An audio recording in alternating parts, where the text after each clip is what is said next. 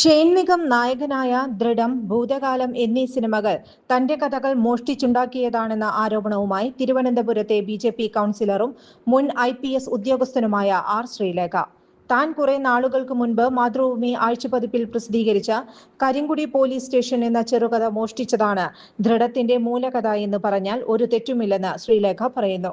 തന്റെ യൂട്യൂബ് ചാനലിൽ ശ്രവ്യകഥയായി ഇത് അവതരിപ്പിച്ചതിന്റെ ലിങ്കും ശ്രീലേഖ പങ്കുവച്ചിട്ടുണ്ട്. ഫേസ്ബുക്ക് കുറിപ്പിലൂടെയാണ് പ്രതികരണം. തന്റെ ചാനലിൽ 3 വർഷം മുമ്പ് പറഞ്ഞ ഒരു അനുഭവ കഥയുടെ മോഷണമാണ് ഭൂതകാലം എന്ന സിനിമയെന്നും അവർ പറയുന്നു. തലക്കെട്ടിലെ സാമ്യവും ചൂണ്ടിക്കാട്ടിയിട്ടുണ്ട്. ഭൂതഭവനം എന്നായിരുന്നു ഞാൻ ആ കഥക്കിട്ട പേര്, അവർ ചൂണ്ടിക്കാട്ടി.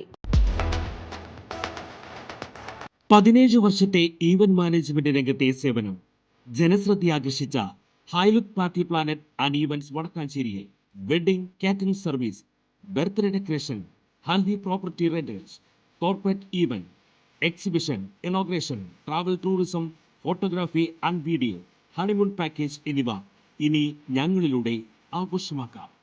ഹൈലുക്ക് പാർട്ടി പ്ലാനറ്റ് ആൻഡ് ഈവന്റ്സ്, ജോസൺസ് വീഡേ, near saint Francis church, Vadakkanchery, Thrissur.